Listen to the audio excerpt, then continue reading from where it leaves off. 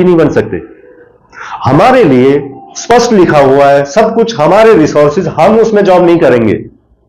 भाई मुझे तो ये जो है सच में बड़ा गवर्निंग बॉडी है, उसमें एक लंबी लिस्ट है, बहुत सारे लोग हैं, लेकिन आपके जो है ब्लॉक लेवल के जो पंचायत समिति का अध्यक्ष होते हैं ना, जो चेयरमैन, 6 के 6 सब है उसमें। तो आपके तो चेयरमैनों को भी नहीं मालूम कि हम जो है इसमें मेंबर है, स्पेशली इनवाइट ही नहीं है, वो मेंबर है। तो उनका जब मेंबर है तो इतनी बड़ी चीजें एमडीए में हो रही है, तो उनका इन्वॉल्वमेंट क्यों नहीं है? या तो उन्हें पता था, या कोई लेटर उनके पास सूचना नहीं गई, या सूचना गई तो वो क्यों हाजिर नहीं हुए? अगर हाजिर नहीं हुए तो फिर क्यों चुनावी ताल ठोकी जा रही है? मेवात का विकास है, मैं देखने में आ रहा हूं कि वहां कोई अगर चाय बनाने वाला भी है ना, वो रेवाड़ी से आने वाला है। क्या हमारे पास चाय बनानी नहीं आ रही? हमारे पास फूल पत्ते पेड़ पौधे काटने के लिए एमडीए मेवात विकास अभिकरण नाम ही उसका ये है, मेवात के लिए जो है 1980s में जो है उसका एस्टेब्लिश किया गया, इसीलिए कि मेवात के पॉवर्टी जो है, गरीबी, एजुकेशन, इन चीजों पे हम लोग जो है इस पे खात्मे के लिए काम करेंगे। हमारे लिए वो बना, उसमें हमारा भी जॉब से हमारे ही स्थानीय डिस्ट्रिक्ट के, वो मैं नहीं कह रहा कि रफीकी हो, उसमें रमेश क्यों ना हो, मतलब हो तो। नूह विधानसभा से चुनावी रण में उतरने वाले एक परिपक्व और सुलझे हुए कैंडिडेट मोहम्मद रफीक ने अपनी बातों को लोगों के सामने रखा, जहां एक और हमारे पुराने शाही खानदानी राजनेताओं को हमें एक दूसरे से लड़ाने में और मेवात को विकास की मुख्य धारा से दूर रखने में महारत हासिल है, वही डॉक्टर रफीक मेवात के जरूरी मुद्दों पर खुलकर बात करते हैं। डॉक्टर मोहम्मद रफीक की बातों में मेवात के पिछड़ेपन का दुख साफ जाहिर होता है। यही कारण है पिछले कुछ ही दिनों में डॉक्टर रफीक ने लोगों के दिल में अपनी जगह बना ली है। मोहम्मद रफीक एक अच्छे पढ़े लिखे और सुलझे हुए कैंडिडेट हैं, जो सिर्फ तथ्यों के आधार पर बात करते हैं। आइए सुनते हैं डॉक्टर रफीक ने अपनी बातों में मेवात के लिए और क्या कहा। सबसे पहले सोशल एक्सक्लूजन की जो परिभाषा है कि भाई उसमें हमें, जैसे हम इकोनॉमिक एक्सक्लूजन जो हमारा हो रखा है कि जैसे हमारे कोई आर्थिक तौर पे हम किसी संसाधनों पे हमारा कोई आम आदमी का कोई हक नहीं है। आप देख लीजिए आपके पास क्या संसाधन है जिन पे आप गर्व से कह सकते हैं कि भाई हमारा जो है इन संसाधनों पे अधिकार है। इस पे चुनिंदा लोगों के हैं, और ये इस तरीके का पैटर्न बना हुआ, उसमें हमारा इकोनॉमिक जो आर्थिक आधार पे हम उसमें भी बहिष्कृत हैं। दूसरा, हम जब बात आती है जैसे एमडीए की है, तो एम्प्लॉयमेंट में हमारा एक्सक्लूजन है।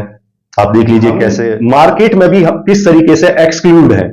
आप गौर से देखिए, बाजारों में कहीं भी चली जाइए, कहीं है आपका कोई ऐसा ठोर ठिकाना मैन मार्केट में, शहरों में 4-5 ब्लॉक है डिस्ट्रिक्ट में, आप खुद देखिए कि कहीं एक्सक्लूड आपको महसूस नहीं होता है क्या कि हेल और एनर्जी ड्रिंक पी ली और आप तो भैया डीएसएलआर लेकर R15 पे घूम लिया।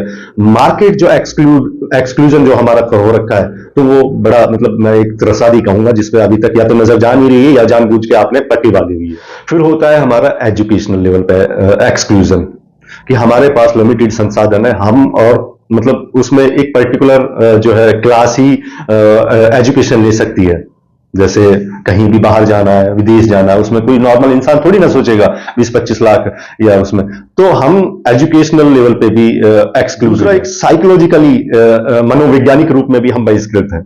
जैसे मैं खुद सोचता हूं कि पॉलिटिक्स में है, ये करेंगे वो करेंगे, तो हमारी मानसिकता भी एक बहिष्कार हुआ पड़ा है हमारे परिवारों का। हमारे जो आम परिवार है उनमें उस लेवल की सोच ही नहीं है। जैसे मान के चलिए एक एग्जांपल साइकोलॉजिकली एक्सक्लूजन का, जैसे आपके घर में एक कार्ड आया शादी का, तो ऐसा तो नहीं है हर कोई देगा कार्ड, है ना?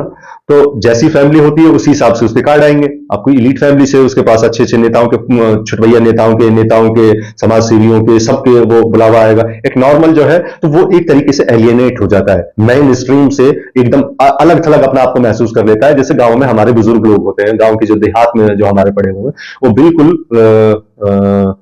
जो है एक्सक्लूजन की जिंदगी से हम शुरुआत करते हैं। परसों उनका 8-9 तारीख को रिजल्ट डिक्लेयर हुआ। नवंबर में उन्होंने 2 ब्लॉक फेलोज के लिए जगह निकाली थी। उसमें एक पैकेज अच्छा था, 55 से 60 के बीच में लगभग, और पुराना और नूह के लिए थे। वो बहुत अच्छी जॉब है, इसमें कोई शक नहीं है। उसमें एडमिनिस्ट्रेशन के डीसी, एडीसी, जिला शिक्षा अधिकारी, इनकी पूरी पॉलिसीज पे एक नजर, उसके साथ कोऑर्डिनेट करना, एक मैं बहुत बड़ी अपॉर्चुनिटी समझूंगा। मैंने भी अप्लाई किया था, लेकिन मैंने सिर्फ अप्लाई किया था, ना मैं राउंड 1 राउंड 2 इसमें मैं नहीं गया उसमें, क्योंकि मेरी प्राथमिकताएं कहीं और थी। तो उसमें टोटल 149 लोगों ने अप्लाई किया। मेरी कहीं से बात हुई, मैंने पूछा कि टोटल कैंडिडेट कितने उन्होंने अप्लाई किया इन 2 पोस्टों के लिए, तो 149 लोगों ने उसमें अप्लाई किया, जिनमें से 4 एमफिल पीएचडी थे, जिसमें मैं भी था एक, 3 और थे, शायद बाहर के थे, कोई यूपी बिहार से, मतलब इससे नहीं थे। तो रिजल्ट को देखने के बाद ही हमें पता लग जाता है हमारी औकात क्या है। क्या पूरे मेवात में मास्टर्स बंदे नहीं थे? लेकिन क्या मेवात में नहीं है ऐसे पात्र लोग जो मतलब उस मिनिमम जो क्राइटेरिया, जो मिनिमम योग्यता जो सेट की थी, उसको फुलफिल नहीं कर पा रहे थे, लोग कर रहे थे। मेरे बहुत से जानने वाले, मैं उनको शायद अगर लाइव पे कनेक्ट करने की, कैमरे पे लेने की सोचूंगा, ऐसे लोग हैं। तो किस तरीके से हमारे आंखों के सामने, हमारे रिसोर्सेज पे, हमारी जो डेवलपमेंट एजेंसी है, उसमें से हमें एक तरीके से आईना दिखा दिया जाए कि आप एक्सक्लूडेड है, आप फिट नहीं बैठ रहे हैं उसके लिए। क्या है आपका फिट बैठाने का पैमाना? उस पैमाने पे मैं दावे के साथ कह सकता हूं कि 20 कैंडिडेट है,